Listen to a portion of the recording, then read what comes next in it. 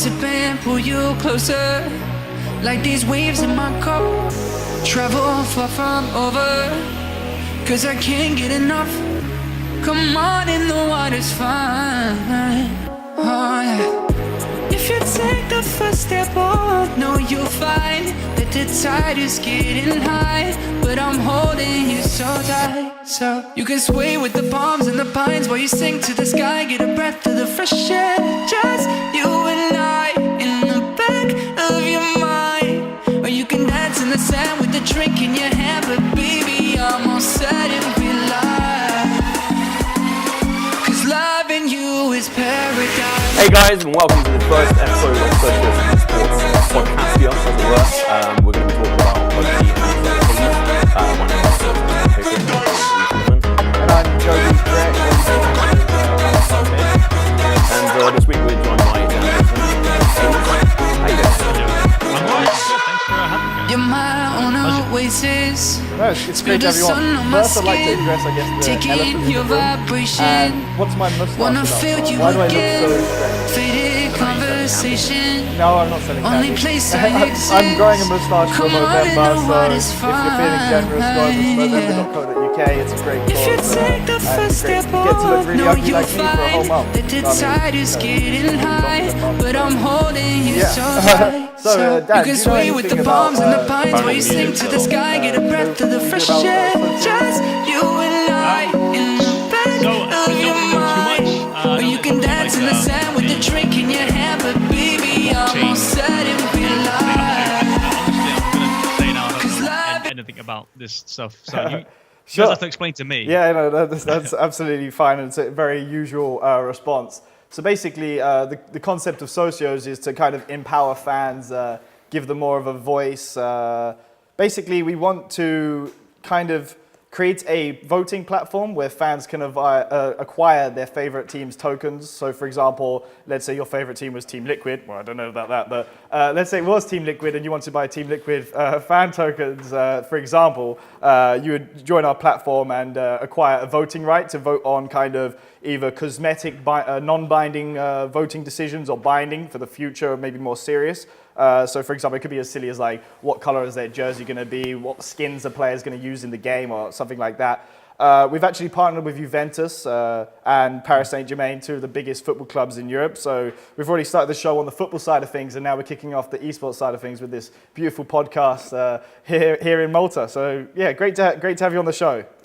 Cool. Yeah, thank you for having me. Yeah, that's good. Brilliant. Right, well, we've got a lot of people involved in this. So for example, we're actually joined by our studio crew, Richard, Bito, and also Axel. Let's have a show of them so we can show you guys on screen as well any second. Look at these cool guys. When they switch, there you go. Making all the magic happen. And there's also Axel who's behind the camera. So yeah, you won't be able to see him. yeah, but let's dive straight on in. So Dan, one of the reasons bringing you on board is really to find out a little bit more about yourself, let people know, and also to discuss the PUBG Pro League. So first off, let's get straight on to about yourself. Yeah. Yeah. Tell us what you've been up to recently. Recently, I've been playing just a lot of different games. Like obviously, I've stopped playing sort of PUBG on a competitive level. So I've not really been trying too hard. I've not really been, trying to improve myself as a player because I don't really need to now. But now I've been playing like different games. Playing Battlefield 5, that's just come out. Obviously, Black Ops 4. I haven't played Blackout though. I'm not a fan. Not gonna lie. It's not my thing. Why is that? Why is that? Yeah, why? Some Such a of good the game. mechanics. Don't. All right. Some of the mechanics in the game just annoy me. I don't like the fact that you can just heal whilst running around like instantly. It's annoying. The fact you can't play the advantage when you hit them and then they just run around healing. It's like whatever. Yeah. And the armor as well. I know a lot of people having issues with the armor and stuff. So Oh yeah, I don't know. armor is a big part of the game. maybe once they fix it, then I might give it a go. But for now, I'm gonna stay away. Play the multiplayer. Cool. I love the multiplayer. Yeah, multiplayer is it's pretty good. fun. It is pretty fun. Yeah, it's just run around and destroy people. So it's always good. But yeah, no, I've been streaming as well, just streaming and seeing what's going to come next. I have actually so like what I want to do in the future in PUBG is sort of like go into sort of like a more of an analyst role and stuff. So I've been trying to look out for different opportunities and stuff. Just seeing what comes up, basically. Cool. But, Yeah. we'll get on to that in a second, anyway. Give us a little idea of like how did you get into esports and why? Like, tell us a bit about your like previous games you've played and stuff like that. Yeah. Okay. So I've been gaming since I was probably like 7 or something. I don't know. Like I'm on my dad's really old PC playing. Was it Roller Coaster Tycoon? I think. Great game. That was Absolute banger. so That fun. is absolute banger. Yeah, really good. So I started with that, and then I kind of just I don't know. I've just liked games. Like I've just enjoyed PCs and stuff. My dad has always been into PCs as well. Like so it's kind of like come from him in a sense. But I started with that, and then I just went on to sort of play a lot of I don't know. I played RuneScape a bit. Like that was way Classic. back. Like, Another banger. Have you played it? Have you played it on mobile yet? You know they're on iOS and Android now. Yeah. I know. No, I haven't tried it. No, I haven't tried it. Can't say I ever will really, but yeah, I don't know. Anyway, I went on to play sort of like a load of MMORPGs and stuff like that. Like I played probably 5 years straight of Guild Wars 1. That was a great game too. My mum used to send me to bed, and my brother would be upstairs in his bedroom playing Guild Wars, and I'd just come and watch him play Guild Wars for a good half an hour before and my mum would come upstairs and really get angry. yeah, it's just so good. Like it's just the lore around it and just how story based and story driven it is. It's just nice. Anyway, so I came from that, playing 5 years straight of that pretty much since I was 13. And then my dad got a console because I thought it'd be great to sort of play some console games together. What I did was just play it on my own. I'm sorry, Dad. So I started playing, I think it was like Call of Duty Black Ops 1 was my first ever console game. Oh, really? And that's how I got into sort of Call of Duty. Yeah. So that's how I got into sort of Call of Duty. I enjoyed it. It took me so long to get used to the controls. Like trying to use your thumbs, like in cohesive manner is just so different to like mouse and keyboard. It's insane. But I managed to do that. I managed to get used to it. I used to play against bots and stuff just to practice. Yeah. And I was like, right, I'm ready for multiplayer. Let's go. That took about a week or so. I don't know, but that was fun. And then I think I got into competitive playing when I just kind of got bored of public playing just public matches like multiplayer stuff, and I was really sort of trying to get on the leaderboards on the Call of Duty leaderboards and stuff. Oh yeah, I remember those days. I remember those days. Aiming who would get prestige first in your school, race to prestige. yeah, exactly. I used to play a lot of Search and Destroy (S&D). That was kind of like my main sort of thing. I loved sort of watching videos on different strats and different rushing routes to get around, and that was my jam back in the day. And then I kind of got into sort of I think I found a YouTube video by a player, a pro COD player he's actually now unfortunately deceased. He unfortunately died.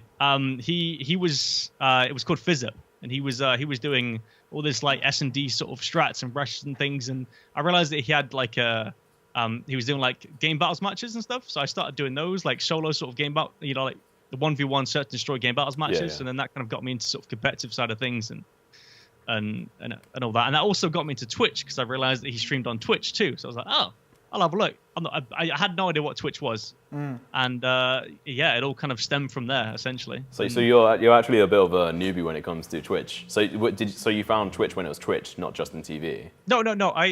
Well, now it obviously now is Twitch, but it was Justin TV. Okay, so you are okay, cool. Yeah. I don't know actually. I think it was Justin TV. Because I think it was about 7 years ago. I think it was Justin TV. Oh yeah. So definitely, I would have been. Yeah. I would have known about Twitch then. I think. I didn't. Possibly. I'm a bit of a noob. I'm not gonna lie. Bit of a noob. Yeah. I think my longest subscription on Twitch is about 70 months now. So 70. 70, yeah, 70. Oh, how? Wow. Who? Yeah. Who? How? Who? And why?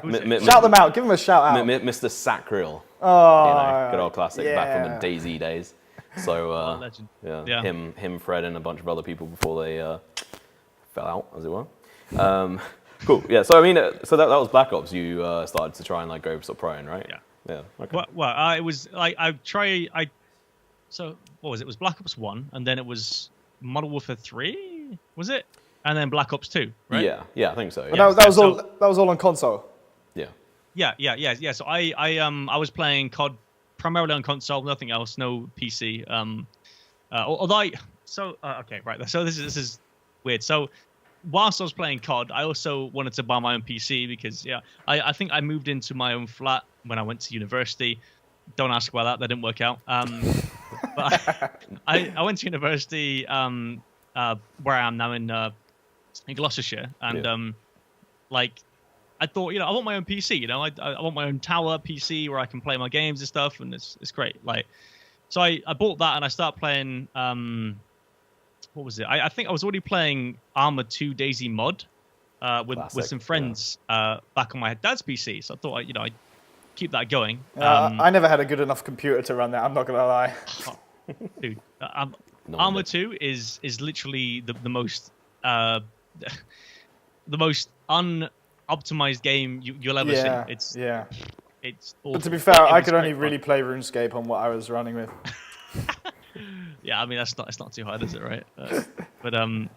So I was doing that whilst playing Call of Duty, off and on, and just doing whatever. And then I started competing sort of at the start of Black Ops 2, when League Play came out and stuff. I think I actually found my first ever teammate through League Play, just randomly sort of meeting him and playing, communicating through the game itself. And I met my first ever teammate called Phantom. I think I teamed with him for about 11 months. I think I know him. It's not Phantom really? RSX, is it? Yeah. Who? No, just a random one. It's a Dutch guy. Okay, I don't know. I don't think you know. Isn't it? I swear there's a British gamer called Phantom. That's Phantom RSX, I think. Okay. Yeah. All right. Yep, don't know him. Okay. Shout out to wherever he is, though. Right. But so I did that and just kept going on and found different teams and stuff like that. I think I went to two LAN events playing. I think it was one LAN event on Call of Duty Ghosts, and then one event on Advanced Warfare. I think I went to a local LAN called, what was it? Luminek. It was in Manchester somewhere. I don't know. I had to travel ages. Thankfully, by then I could drive, so that was fine. Yeah. I went to a local LAN in Manchester, and then I think I did okay in that, actually. I think we got third, but obviously it was local, so there wasn't that many teams really. But that was good fun. That was my first sort of LAN experience, which is really, really interesting. And then I went to an event called, you guys will know it. It's called Insomnia. Yeah. Oh, right. Insomnia. Yeah, never heard of it. Never heard of it. It's a small UK event. Smallest LAN in the world. Yeah. But what was it? I don't know. Yeah, it was Insomnia, one of the ones way back, I think 30. No, was it 30? I don't know, 39 maybe? I'm not sure. I think that would have been Newbury, maybe. Rings a bell. I don't know. But and that's when I didn't do very well there, and I was just like, you know what, I can't be bothered anymore. So let's say fast forward to now a bit. You had a bit of a stint in H1Z1. Why did you move on from H1Z1? It wasn't your true love. No, well, so I pretty much went sort of full on sort of streaming, not full time, but I was doing part time work and streaming at the same time. And I started playing a lot of CS:GO, and then mixing that in with a bit of H1Z1 at the end of the stream and stuff like that. Good man, yeah. I did an 8-hour stream, sort of half and half CS, half H1. We were actually looking at your CS:GO YouTube highlights the other day. Oh, it was the H1Z1. We'll see some CS:GO ones as well. There's some CS:GO ones. Yeah, I was. It wasn't so bad. No, it wasn't too bad. Yeah, I had some pretty spicy 1Ds. But I don't know. Anyway, I don't know. H1Z1 was fun, but I just got bored. Just got really bored. I don't know. Cool. Yeah. It just got really boring. I was like, I don't know. Okay, that's cool. And then, but that led to, I guess, a natural transition from one battle royale to the other. So tell us a brief little snippet about your PUBG pro history. Right. Okay. So I started playing PUBG sort of in the beta stages. Literally, I think I was one of the first, the first ever people to play the game. It was in a closed alpha. So was I. I played in closed alpha too. Did you? Yeah, then I ditched the game. Yeah, It was so laggy. Oh my god, it was so laggy. Yeah, I don't know. It's Still one is. of those things, right? It's yeah. It's come leaps and bounds from where it was anyway. Definitely. But yeah, it's yeah. So I was like one of the first sort of 500 to 1,000 people to play the game ever. From when they were like internally testing it, and then they gave all the Arma 3 Battle Royale players, a go, saying like, here, take this, have some codes, try it out, see what you think, give some feedback and stuff, and that was it. And I kind of just got hooked on it essentially. Like I don't know, like when they came out with the open betas and stuff, I just essentially played that whenever I could, and that was my main thing. And I tried to go for leaderboard rankings and stuff like that. I think I was like number 1 a few times on the EU solos, I think. Never really did squads too much because I don't know, like I felt like streaming solos is easier than streaming squads because you can it definitely is, chat a lot more and stuff. Yeah, I mean, for community interaction, in my opinion, it's best for like solos. Especially if you don't like some of your teammates as well. Like if you've got a really loud British guy on your team. Oh. Yeah, true. And any of us 3. Yeah, any of us 3 on your team, you probably don't want to be streaming it. No, yeah. Yeah, so I just tried. I tried doing that, and then I was a decently all right size streamer, and then got sort of because I know I'm quite sort of I'm quite good friends with like Pickering and the sort of the dev team there, and obviously I've worked with them so much in the past to make the game as good as it is. That they essentially shit, stop you. Sorry. Someone's to blame. But no, that they invited me to the. I was one of the first people to be invited to the PUBG Partners program, and then they invited me to play this this tournament. I think it was the Gamescom. No, before that actually. It was an online tournament. It was the the online one. Yeah, that was back in like forget June, what it is. It's like it's like an invitational where like loads of streamers. I think I played duos with a guy called Utorak, 007. And he because I know him back from Arma 3 and just decent friends. He's a YouTuber. We just played it, and I actually got the most kills prize and won a Titan XP graphics card. So that was pretty good. So it's not bad. Not bad, no, Jesus. Yeah, not bad at all. And then I got like a random follow from a good old friend Liquid112 from the CEO of Liquid. Oh right, yeah. Mm-hmm. All right, okay. So it's it goes about a month, and then I get an offer to go to Gamescom and find a squad to go to Gamescom with and play in the Gamescom squad thing. And I'm like, right, okay, I know a few people. So Scoom and Moleman, I've known them. Well, I know Scoom back from Arma 3. He used to play a bit, not much. He was mainly survival of the fittest kind of guy. Yeah. So I hit them up, and I also I think because Scoom and Hollywood and Moleman all played in a tournament. I think it was DreamHack, like a really early stage PUBG tournament, DreamHack Duos, I think. Yeah, it was. Because Fred and Fred was commentating it from like Friendly. That's right. Yeah, of course. Yeah. Oh yeah, that's right, isn't it? Yeah. That was crazy. Yeah. So that was interesting. So I knew they obviously play competitively and stuff, and wanted to. So I was like, let's get a squad together, like myself, Hollywood, Moleman, and Scoom. And we just sort of, we had some talks with Liquid and stuff. I obviously emailed Steve and just said, like, look, we got this going on. It's a big prize pool, Gamescom. How do you feel? And then it all just happened. Like things just, So the first Liquid roster was born, PUBG, and that was it. Yeah, we played Gamescom. I think I got third in the solos, which is pretty nice. Got a hefty little cash, little bit of cash there, and then and got the pan that you see. Yeah, the picture of you that we used is actually from the Gamescom one. Yeah, exactly. Yeah, as well with your bronze pan. Yeah.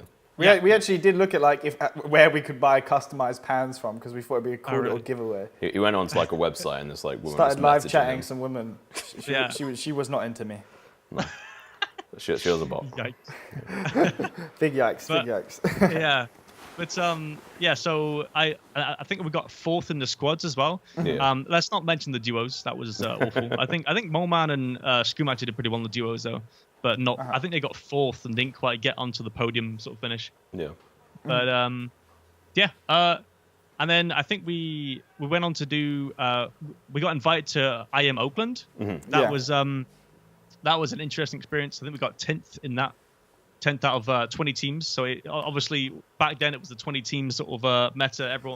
Everyone was complaining about it, and it wasn't so bad back then. But now I realize it's pretty awful. 20 teams. Not optimal. It's just really annoying. So what happened in the end with obviously Liquid? Because we actually have like obviously when you left, we actually have like the asset of the fateful day when you did obviously had a really good successful run with them. Unfortunately, every good day, every good thing has an end. So what really happened there? So it's essentially like we had a really bad placement, 10th at Oakland. We were hoping to get top 4 at least. We actually did a boot camp before that as well, and I actually took a break out of streaming for like a month or two to actually practice for that. But yeah, it just didn't quite work out. I don't think the team was very sort of cohesive. It didn't really work out too well. Sort of towards the end of it, like it just wasn't quite sort of gelling. So sometimes that's the way. Yeah. Yeah, and I think I feel like I know now that I was the weakest player on the team. That's just how it is, right? Like just how the thing goes, right? But yeah, so I essentially just said they said to me, right, changes need to be made. We think that this is how it should be done. I was like, okay, that's fine. Like, I get that. At least you kind of got your foot in the door and got some like real good experience. I mean, you work for one of the biggest and most reputable esports organizations in the world. So yeah, exactly. And I think it's kind of like sort of helped me get to where I am today in a sense as well. So I'm super thankful to Steve for actually sort of bringing us in, which is nice of him to sort of believe in it. And apparently, still to this day, it's his most favorite game to watch, PUBG Esports. So that's pretty interesting. Nice. There we go. But yeah, so that happened, and got sort of I guess bench dropped from the team, which is it's how it is. I'm not gonna sugarcoat it, right? It's how it is. And then I just went on. I tried to find a new team. I actually got picked up by Big Clan. With the good old Tony Sosa, and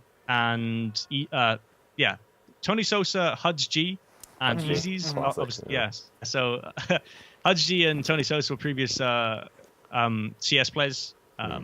Quite sort of renowned within the scene. It seems. And yeah, I think they switched over to PUBG and thought that I think they had a few issues with their previous teammates on PUBG. And they were looking for 2. So myself and Easy's, another very young Lithuanian player, but he's so good. He was so good. I'm not going to go into the drama that happened with him, but that's fine. Yeah, save it for another day.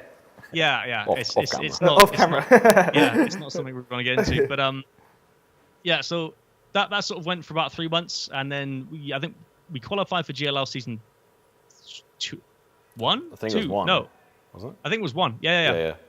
Season 1, because there was the GLL. There was the first one. It was like a test. Yeah, that's right. And I think that's the one that we were on with Liquid. I think. So season 1 we qualified for that and then did terribly. I think we were last place or second to last. I don't know. Whatever. So yeah, didn't go too well. Just the whole mindset of the team didn't really work out. And again, just I didn't get dropped this time, which I was like, okay, well, that's fine. It's not my fault this time. But it just kind of fell apart. I think Tony went back to CS and then eventually came back to PUBG after that. And Huds took a break. So and then I've just been sort of bouncing around mixed teams and stuff. I think I played the DreamHack Austin qualifiers. DreamHack Austin qualifiers. With a complete mixed team, and we got to the close qualifiers and nearly made it. I think we were like 10th place every time. So like there was 2 chances. I think we got 10th place. Like as a mixed team against all the best teams in the world, it was pretty good. It's not bad. To get through the open qualifiers into the close qualifiers, and then just not quite make it. So, but I'll It is give what it you is. yeah, it's an achievement. You know, Yeah. I got to round 2 of the PGI qualifiers, so you know, Oh yeah. How many got rounds through were one qualified. It's like It's like 6 4, or something. I think. But yeah, Well, close. 4 online, No I think, cigar, and then Tom. like Nice try. offline one. But Nice try, Tom. I'm proud of you. I'm proud of you. no, that's like But yeah, so and then I just kept going through sort of mixed teams and stuff, and then I think I found a pretty sort of good team in. I think I teamed with Wanted for a bit, who is now part of Charge, who is now qualified for the closed qualifiers for PEL, which is pretty cool. Teamed with him for a bit, didn't work out, sort of parted ways, and then I went on to Zukta Nam, which it's like a well-known name, like an unsigned sort of team within the scene. Joined them, didn't work out. It's kind of like you see this sort of this trend setting, right? Didn't work out. Sounds Yeah. like you're the problem, Hayz. wow. He's the Kiyoshima of The Kiyoshima of PUBG. Wow. Yikes. When are you joining FaZe? Oh, jeez. Pretty soon. No, Oh, right. Oh, That's sorry. Jeez. I have a really bad sense of humor. I don't know if you've noticed. yeah, I had that right. But yeah, and then obviously, you know, I just thought it's my time to dip out. Yeah. Yeah, I mean, you're setting up your platform for the future in regards to, obviously, you mentioned like analyst work and stuff. We'll get back into that in a minute. We'll lead into that naturally. I want to sort of move into the Pro League. That's obviously like coming up. Yeah. I know obviously you've been discussing it a lot recently because of obviously everything that's been going on. So let's have a quick look, Bito, if you bring up the sort of overview at the moment just about it. So let's just have a quick look at the up on screen. We've got the tweet from PUBG when they sort of announced that they're going with it. I mean, we obviously all sort of knew what was going on, and they sort of mentioned in here 9 independent regions, top performing teams will compete in the global championship, which is a whole nother thing on itself, and then all pro competitions will adopt universal rule set, which, touching on the 20-team conversation we had a few minutes ago about Oakland, it's now good to see it's 16 teams and 1 set of rule set, which is fantastic. Yeah. So Yes, pretty good. yeah, and let's have a look at the other picture as well, which I think Starlana might have originally put together. Actually, I think it was all inspired from Froz, to be fair, which is, if we scroll down, it's the one where they actually explain like when everything is gonna happen. Like phase 1 is January to March, phase 2's April to June, and so on and so forth. So it's going to be pretty interesting from that side. I mean, when it comes down to the sort of rule set, what's your opinions on like how that's going to work and the rule set they've got currently? Well, like the settings and stuff, right? Yeah. So 16 teams is fine. That's perfect. Like 16 teams is like we argued with PUBG Corp for ages. Like they were like, no, 20 teams is good. You know, it gives you some good action and all that stuff. And we're like, no, stop. Because it's just too chaotic. Like there's no space. Like it's weird to think that adding 4 more teams actually causes that much of an issue, but it does. Like it really does, because like there's not enough space for people to actually think about what they want to do and think about their rotations. Rotations meaning like, you know, from circle to circle.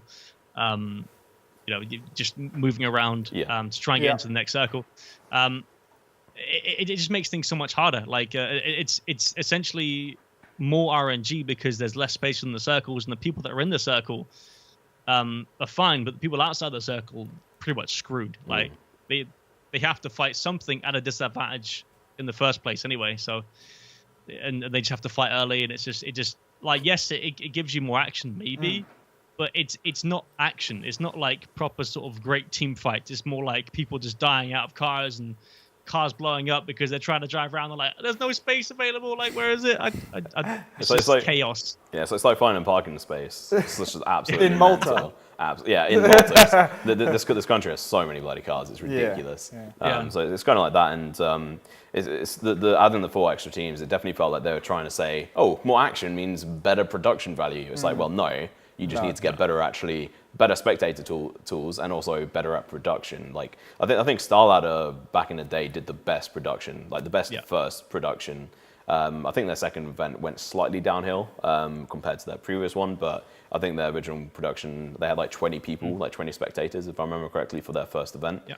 And so I think that was really good. And then obviously, like, yeah. But with the PUBG Europe League, what do you think about it being such a big region? Like, you know, there's the Middle East in there, some Middle Eastern countries, all in the European, I guess, qualifiers and stuff. What do you think of it being such a big region? So, I mean, it makes sense. Obviously, you know, you've got Europe West, Europe East. Obviously, us being Europe West, right? Yeah, I think so. So, you know, being sort of like the England, France, kind of Belgium, Italy kind of area, sort of that Germany around there. And then Eastern European being like the CIS region, Turkey, all that stuff. It makes sense that like they have separate qualifiers, like separate open qualifiers for each region.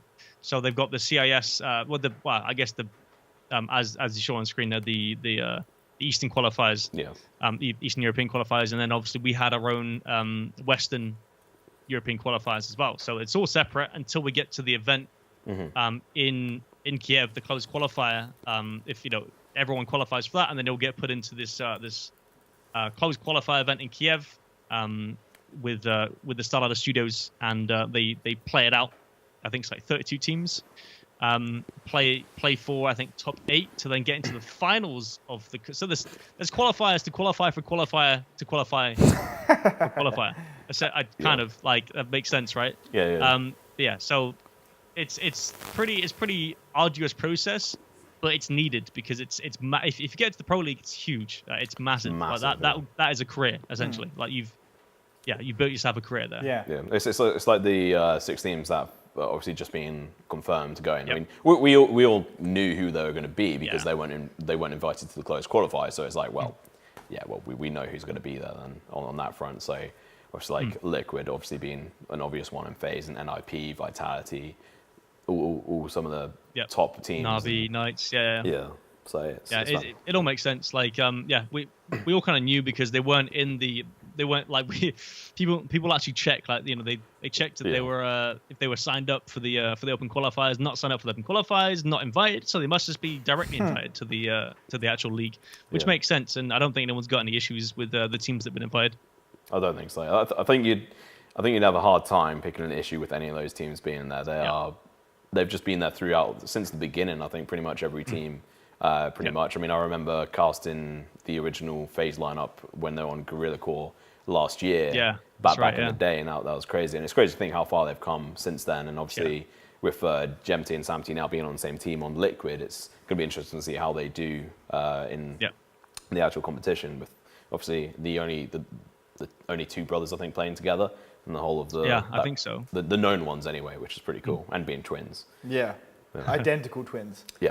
It's very identical. I just remember seeing them like next to each other. Well, I think it was maybe at PGR or something. Actually, it wasn't there. But it's just nuts. What about the other pro leagues? What do you think about, I guess, the NA Pro League? Apparently, there's going to be they're facing issues about sourcing like local talent. Like, do you want to tell us a bit about that? Or do you know much about like the NA scene at all? I don't really follow the NA scene too much. I obviously follow it because, you know, it's good to be up to date with all the teams and stuff. But I don't really there's nothing really announced for the pro league. Like, we know that OGN, is it OGN? Yeah, it's OGN. Yeah. OGN is doing the production and all the stuff like similar to what Starlighter's doing for Europe. They're doing it for North America, or the Americas region, or whatever you call it. Yeah, Americas. Yeah, America. So they're doing that thing. But that's pretty much all we know. Like, there's literally nothing announced, and people are saying like, well, surely the European Pro League and the NA Pro League is going to be on the same sort of time frame. So why has it not been announced yet? There needs to be qualifiers, there needs to be closed qualifiers, and then obviously the Pro League starts. Like, you know, hurry up sort of thing, right? Because nothing's been announced yet, and we're kind of like everyone's kind of in a limbo, and I feel really sorry for the NA players. Yeah, I mean, they're just like, well, what's happening? We don't know. Yeah, like, I mean, it's like a big kerfuffle, as it were. Chucking a few English phrases there, because I mean, it's like I think it was Microstar maybe or Snowbird. I think it was Microstar who mentioned it, where it's like, well, all the players in the EU region get to potentially try and re-qualify in the NA teams, but there's only one spot per team that can have an EU player unless they have a residency over in America. And I'm fine with it, but I do see where they're coming from. But it also adds on the fact that we still have no idea when these qualifiers are going to be, so who knows? Yeah, it's weird. Yeah, I mean, and there's also like when we talk about the Pro League as well, and like viewership, and you're saying like they're going to sort of match up in sort of time frames because it's going to be 96 matches I think per season, and that's from contenders to the Pro League level over the whole season length, which I think is going to be like eight weeks. I think it was. What do you think is going to happen with like the viewership for this? Because there's going to be so much PUBG content. There's America's there's 6 different leagues that are going to run at once. Yeah, I don't really know actually. Yeah, that's a good point. Obviously, because you don't want to like have split viewership between NA and EU and stuff like that. Yep. And I feel like EU would get a lot more viewers than NA, just because of the teams and it's just like obviously with EU there's a lot of teams that have content creators like Ibiza, Jeems. They're all quite big content creators at the moment now, and they have quite a big fan base. So it's going to be a lot easier for the European side to sort of gain some sort of strong viewership. But I don't know what's going to happen with NA. I don't know if they're going to actually do it at the same time, because that actually makes sense. Like I haven't realized it before, but doing it at the same exact time will split the viewership quite considerably, right? Yeah, because I mean, the way I see it is because of the time difference, because it's going to be in LA, because OGN have already built their studio there, if I'm right in saying. Oh yeah, true. So the time difference is going to be enough where it might just be that majority of the NA players are just going to focus on the NA viewership. So it's definitely, for my opinion, going to be split. But who knows? Yeah, that makes sense actually, because I suppose I'm silly. I'm not even taking into consideration the actual time difference. Stupid me, because they're West Coast as well, right? So it's gonna be like 8 hours behind us, I think. Yeah, I think it's like behind. So 8 minimum. Yeah. They'll never stream at the same exact time. So I'm stupid. Sorry.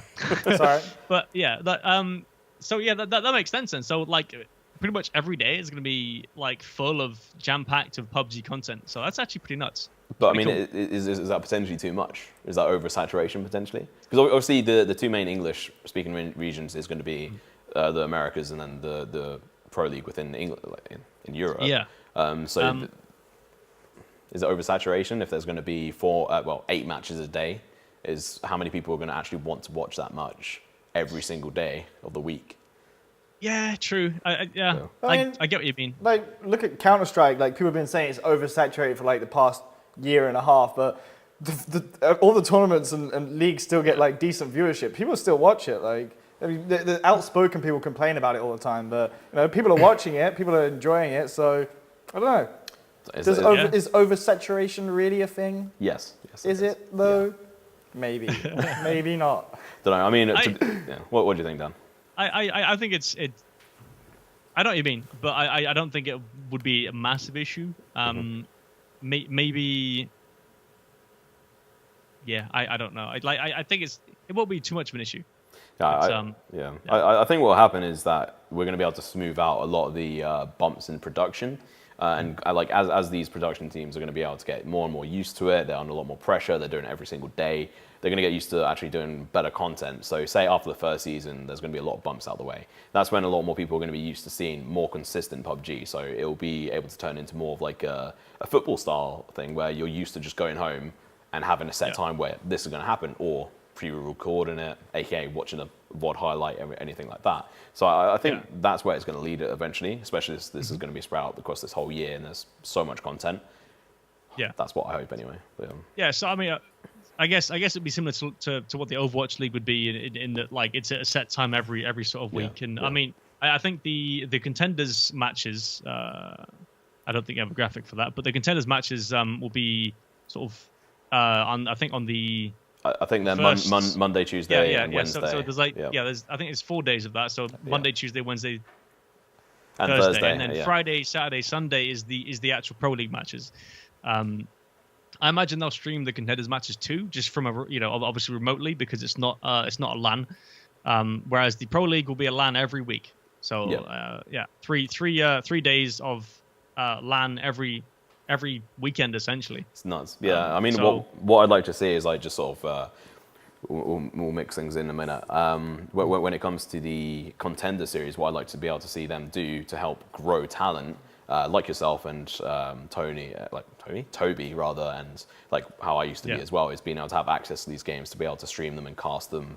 So that's what I'd like to see from Contender Series, where they actually get some community commentators like a to Go do TV. them. Yeah, it's like a Go Open TV Go kind of system, but they don't have Go TV, and they never will. To be fair, Because it's global offensive TV. So so I mean, I hope they go down that route, because otherwise it's very shut off, and who knows how that'll go. And I mean, that kind of mixes into, like, I want to discuss how you want to be involved in the Pro League, what you want to sort of aim to do. Obviously, you've done analyst work. We've actually got a graphic for this as well, for when you were for Star Ladder. Obviously, there looking very spiffing there, mate. Bottom left. Around my bottom left. I think it was a pitch that took before Oakland in LA. I think so. Yeah, I remember the time. Yeah. But what I'm hoping to do is just hopefully just get do what I've done at Star Series. The season 2 league. Hopefully just sort of be some sort of desk analyst, or or whichever one. It doesn't really matter. Like as long as I've got some sort of something there for like the future to obviously earn my keep, then it's fine. Like I'm obviously keeping up to date with everything sort of PUBG related.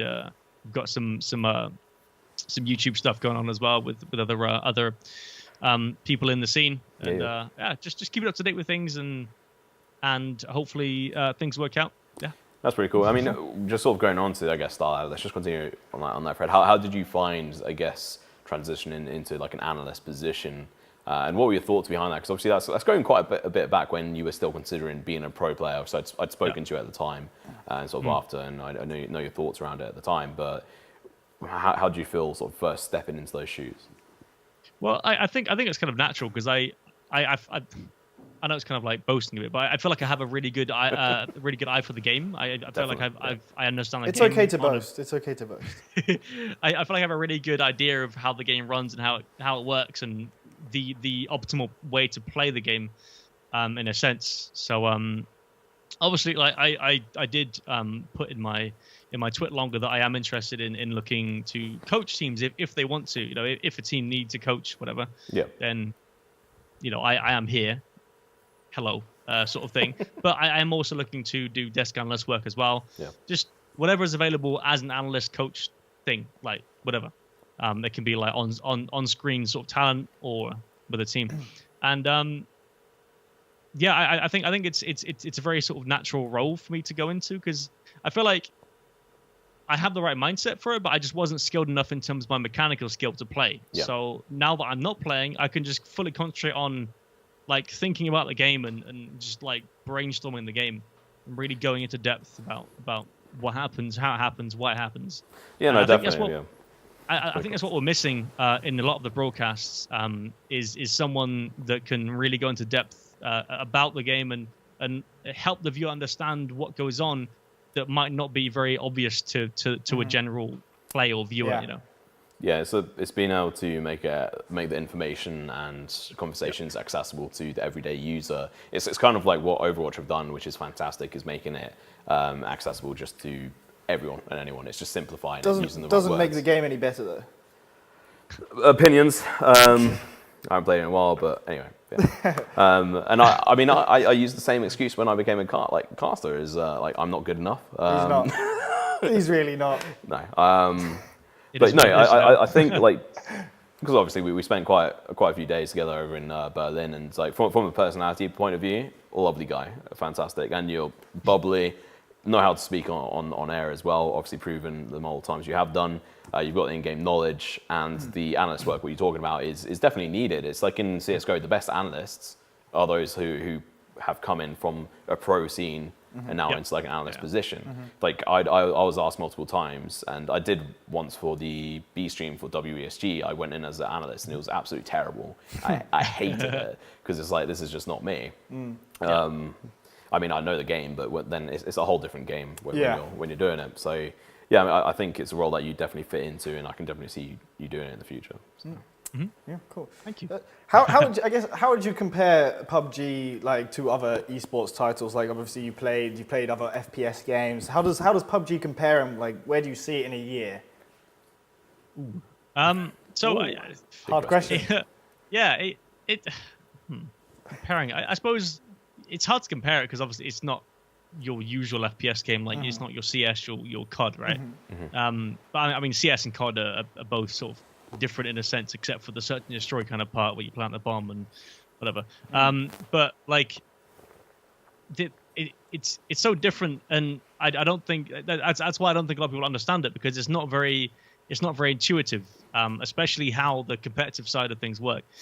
You know, how the public matches work and stuff is fine. It makes sense. You know, you just go into the circle. You know, last one live wins, right? Pretty simple, right? But it's not as well. That's the aim of the game, right? But it's not as simple in a competitive sort of, I guess, standpoint. Okay. What about Fortnite though? How do you feel about Fortnite? Because I've heard like many great things about this new game everyone's playing. Yeah. So for Fortnite, it's actually quite similar to PUBG in a sense, apart from the building. The building is kind of, I see the building as our vehicles. Like we have vehicles, they have building. I mean they have vehicles as well, actually. They do now, yeah. Yeah. Like anyway, trolleys. yeah, exactly. And golf carts. I think, yeah, golf carts, and I think there's some sort of like 4x4 kind of like what do you call them? ATVs. Yeah, like an ATV. I was going to say that word, but I'm not sure if that 4x4? was the obvious one. Or is it four-wheel drive? Yeah, but you just call them ATVs. Yeah. Yeah, or quad it's like an bikes. ATV, Or a quad like bike. a little quad bike. That's the one. That's there the we one. go. That's it. Yeah. A quad bike. But yeah, like I feel like the building is like our driving. Like that's what we, you know, because that's how they rotate. You know, in the circles they build, and they build towards the next circle. Just build. Just build forehead. Yeah, so I think that's quite similar.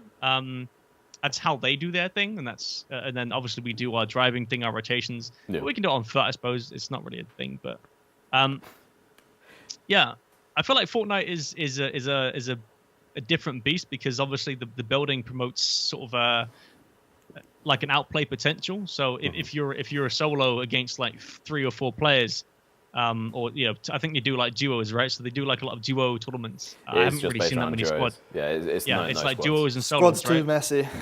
Yeah, it's just ridiculous Yeah. how crazy that is. So yeah, if you're like in a 1v2, you can outplay the you know, both players. It's crazy how much chance a solo player has against 2 players. Whereas in PUBG, it's very different in terms of like, if you don't have the cover, you know, you're pretty much screwed. Like, I don't know, but you know, then that goes into the part where you should have prepared more for the next circles, and you got to think ahead more. Whereas I think Fortnite's more of a there and then kind of thing, you know. Yeah. It's quite similar, I feel. Other people don't think so, but I think it's quite similar. Yeah, I mean, the way I've sort of drawn up a comparison is actually, if you take CS:GO and Call of Duty, for example, they're obviously both cartoon-based games, but Call of Duty is an arcade version of CS:GO in its own elements. Yeah. And I very much feel the same way about PUBG versus Fortnite. Fortnite is a lot more of a casual, well, it's not a casual game in the sense of the competitive. There's too much money for it to be casual, to be fair. Sure. And I feel it's very much like the more sort of casual approach rather than the hardcore elements of PUBG. When you look at PUBG, it was born really from Arma. And that's a really hardcore army simulation game where you really have to track everything. You have to zero your guns properly, otherwise you're going to miss. And PUBG were going down that route, but it seems like it's obviously slightly changed rather than zero, and you just don't even need to touch that anymore. Yeah, no one really uses zero in. Yeah. It's just like- a waste of time. No, it's still there. No, but you it's just in don't there, use it. but no one uses it. You just aim above, and that's it. I used to use it. Easy. Explains why you play Fortnite now. That's why you don't play. So I mean, how do you feel about, I guess, like that cartoon, like not cartoon, sort of arcade version? Yeah, concept? I mean, it, like how you said it makes sense, right? It's sort of like the less serious version, I'd say, like the less sort of like intimate version. I think PUBG is very sort of like intimate's the wrong word for it. I suppose like a very involved kind of thing where you get stuck into it, and you're moving around these buildings, going through the forest and stuff. Whereas Fortnite's like, oh, just some fun with some friends. You know, you shoot rockets at some things, and I don't know, you build some cool stuff, and then you die, and like, you know. But like I think PUBG is more of like a super hardcore kind of like, you know, if you really want to get stuck in with something and, you know, feel the real battle royale experience, I think PUBG is the game for you. Yeah. Cool. All right. Well, that's pretty much it about the Pro League. Let's discuss some of the more recent events that have happened. We'll just quickly do a very brief, just like sort of run over the qualifiers. I know we mentioned them earlier for the Pro League. So how have they happened? How have they been structured? And how far in them are we at the moment? So the Pro League stuff. I think pretty much every qualifier is finished. So I'm pretty sure the is it the Middle Eastern Asia? But no, MEA. Yeah. So MEA qualifiers have finished. That's like, is that? It's Middle Eastern and Africa. Yeah, that's it. Yeah, not Asia. Yeah, Africa. That'd be a big like region. Yeah, that'd be a huge region. Yeah, Christ. Okay. So that's done, and I think obviously the Eastern European ones have done just recently as well. Yeah. So I think there's 6 teams from there going through. Is there 6? I think there's 6 teams going through from there. I think so.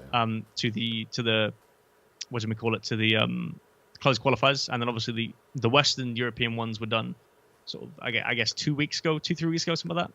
So all the qualifiers are pretty much done for the European side of things. Yeah. Now we're just gonna wait on the sort of the Salada sort of closed qualifiers for the qualifier of the final to then qualify for the Pro League.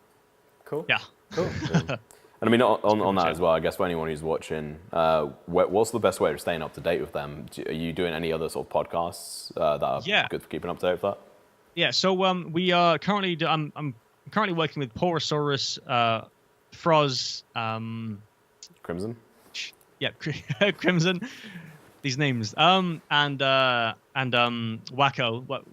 Wacko is our video guy, to sort of keep up to date, like keep everyone up to date with what's going on within the week. So it's like a weekly podcast. It's not really a podcast, more like a pre-recorded recap. Sort of recap. Yeah. About what's happened in the past week in PUBG Esports, and we give you updates and stuff like that, and sometimes we'll give you interviews with other players and things like that. So the content should get pretty spicy coming up to the Pro League qualifiers, or during the Pro League qualifiers, because we'll hopefully have some people there to sort of do some interviews and stuff with players live. Should be quite cool. We're doing that. That's called PUBG Weekly. That's a thing we're doing at the moment. Cool. So, what I'll do is I'll just quickly link for anyone who wants to find any more information about it. Just check the chat. Follow Hayz on Twitter as well. I'm sure most of you are following him during this, but just if you want any more update, go into that. Otherwise, tell us a bit about like what your opinions of the broadcaster royale versus normal tournaments, like the influencers versus pro players, but some influencers are too pro to play with the influencers. Like, what's your thoughts on that? Like, that seems like there's a bit of a mess there. Yeah, it's a bit weird. There's a very there's not a very fine line, but no, there is a fine line between sort of pro and influencer, because pros can be influencers as well. As I was saying, like Ibiza, Jeems, they're all influencers too, but they're also pro players. Mm-hmm. So it's a weird sort of thing where the broadcaster out, like I think broadcaster out is run by Twitch pretty much solely. And I think they actually vet the players through PUBG Corp. So something's gone wrong there, because obviously some pros have been playing in these influencer tournaments, and everyone's like, why is he there? He's a signed professional to this organization. It all gets really confusing, and everyone gets really salty and butthurt, and it's. When are you going to be playing in the broadcast royale? I don't know. They haven't asked me yet. I mean, I can, obviously, right? I have to get you in there. Yeah. Someone tweet them. Now. I can slide myself in there somehow. But yeah, I mean, I'm down if they invite me. Sliding into your royale. Yeah. Yeah, because you can get some of that spicy prize. But bring up the True Veto, just in regards to the crazy prize pool of like $300,000, if I'm right, if I remember correctly, which is just crazy compared to like what a normal tournament is, 100K from like GLL for like an end of season compared to like the 300,000. Obviously, you're gonna have pros being like, how do I sneak my way in here? That's what everyone's kind of trying to do, is sneak their way in and say, oh, I'm not really a pro. No. I should have been a PUBG influencer. Then I wouldn't be here. I'd be rich. What's your opinion about the? Well, I mean, it happens like in more than one game. It's the same thing's happening in Fortnite. Like they got the really good players, and then they got the streamers, and they got streamers who like were just streamers, and then they became pros, and then it's like, well, they were influencers, but now they're pros, and then all of these kind of broadcast royales are a bit messy, and it's hard to really vet. When someone gets too good, do they just not get invited anymore? Like, where's the barrier? Like, it's hard to work out. Yeah, because there is some players obviously in PUBG that aren't exactly pro, and they haven't played pro like in terms of being signed and salaried, right? That's I think that's what they should use as a sort of a tipping point, is if you are salaried, you are signed. But I think there's obviously some people that are have been to tournaments and have sort of been on the verge of signing or whatever, or been on a really good team, but they're not signed and not pro. So they get invited, and although they get asked to play, and everyone's really annoyed about it. And it's really weird. But hopefully they sort of fix it for the next season. I think that last season was good. I think I'm not sure which season it was. I don't really pay too much into it because it's not exactly competitive. But because it's like Sanok, and then you got like duos and stuff. I don't know. It's not quite competitive. Yeah, but, they do like a bunch of funny rules and stuff as well. So it's not even just about winning. It's then about like getting pan kills and stuff. Oh right, so they have like points and stuff. Okay. So I mean, on one hand, like I think it's. I mean, I agree that pro players should be limited, but I'd also like to see maybe like a 200,000 influence one where it is limited, and then one like 100K one just for pros where it is duos and it is still fun, because you give a chance to the pros to be able to build their influencer base, which is so crucial. As a pro player, I always recommend you need to be doing streaming at some form or content creation. It's very similar to like when people ask, oh, I want to get into esports, how do I do it? And do I just go headstrong only into esports from like age 16? It's like, well, no, you need to make sure you have some other career opportunity, ideally alongside it. Like, I mean, I've got a background in recruitment. If I ever need to, I can go back to that, which God hopes I never have to do that. I hope not. I don't want to lose you. Exactly, yeah. So, I mean, that's kind of what I'd like to see. But, what do you think about like splitting it up like that? Well, I think it'd be cool if they do like a pro, like a duo tournament like pro with an influencer. Yeah. So they pair pro with an influencer, so that no one can complain because everyone's got pro on their side. Yeah. I mean, then it comes to like who's got the best pro on their team or whatever. Yeah, that's who's true. The best and then who's got the worst influencer? Yeah, exactly right. Who has to carry the most, or whatever. But this kind of reminds me of PGI when they had the influencers playing. So that was amusing, and it was even funny. It was like I think one of the games that got won was by the Australian influencers, the guys who do like a bunch of real life PUBG videos. Yeah, and I think it was Matt or something. He like clutched it versus one of the Asian team players, like pro players. I think it was. Possibly, I don't know. I'm fairly certain. They were like snaking in the grass at the end, and he managed to like kill the other player. I was like, okay, that's just fantastic. Standard snaking in the grass. Yeah. And because I was sitting next to Ezra from Awesome, and she was just like, yeah, he's never like he just doesn't play PUBG at all. So, which is what made it even more funny. And he doesn't stream either. They just do YouTube videos. Cool. Brilliant. What I'd like to sort of mention into this as well, and like the Pro League, is do you think there's any room for the Awesomes, the GLLs, the PUBG Online, the ESUs, all these different tournaments, especially considering there's going to be like 7 days worth of content? Yeah, that's the thing, right? So I think a lot of sort of tournament organizers are now kind of switching to sort of different things. Like they're not actually doing PUBG, or they're switching to like an NA, like a North American kind of thing. So I think PUBG Online has actually switched to NA only. Yep. So they're only doing North America stuff. because EU, they won't have any time for EU because there's the Pro League's coming up. They can't really start a league, and then like there's just no time for it, so they just don't get any time. Yeah. They're obviously in direct contact with PUBG Corp, and PUBG Corp have probably advised them to do this. That there's just no time. I'm sorry, but there's no time for this anymore. Because it's their game, they can do whatever the hell they want, really. But yeah, same with Awesome. I'm not sure if Awesome's actually doing any NA stuff. I think they just stopped doing PUBG. Yeah, I think. Bring up the aspects. I think they cancelled their latest season, and I don't know because from what I know, that was from like clashes. Just like straight off the bat, like they were just like they cancelled it. For now, hopefully it'll be back. I know the Awesome guys quite well. Their production was pretty much the pinnacle of online stuff for the longest time. They also got picked up by ESP, and then they did WSOE, which was, in my opinion, one of the best tournaments as well. Yeah, it was really good. Loved the quality. Like obviously, Mustache Dave made it for me, and like doing like competitions against a light guy. Yeah, brilliant. And I mean, how would you like? What suggestions would you give any of the PUBG players that are coming in NA or EU on how they can actually sort of rise and sort of get better at the game and how to actually enter the scene?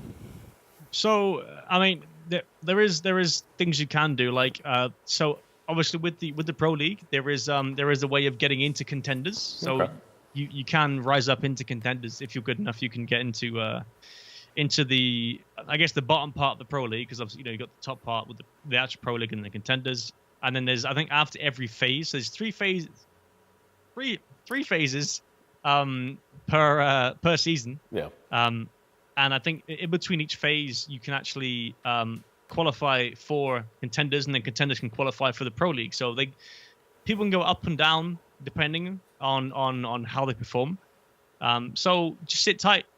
Keep practicing, keep up with the game, and Pro League isn't the end of it. It's not the end of the world, because I think there's time for tournaments in between the phases. I think there's time for tournaments to actually crop up. Yeah, there is. So there might be qualifiers for separate tournaments run by different tournament organizers, like I guess like DreamHack and all that stuff. Like all those guys, they'll still have their room just in between the leagues and stuff like that.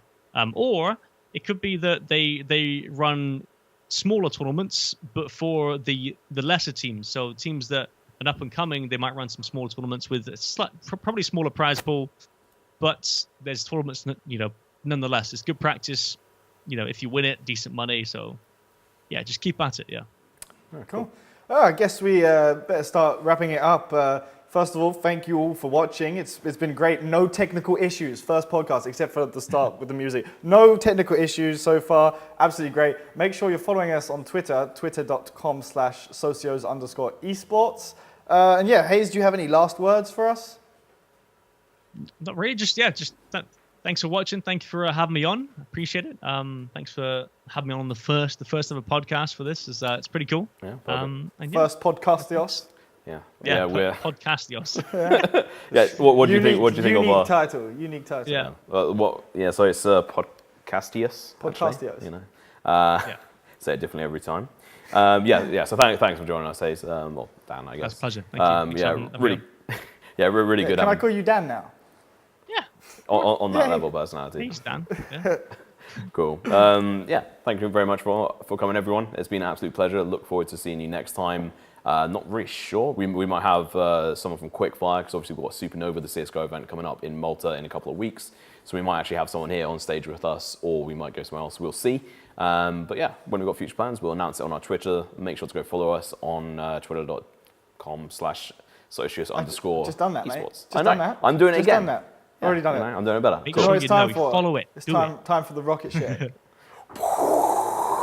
It's an inside joke. You won't get it. It's to do with crypto. See you guys. Thank you very much. To the moon. Thank you. Paradise.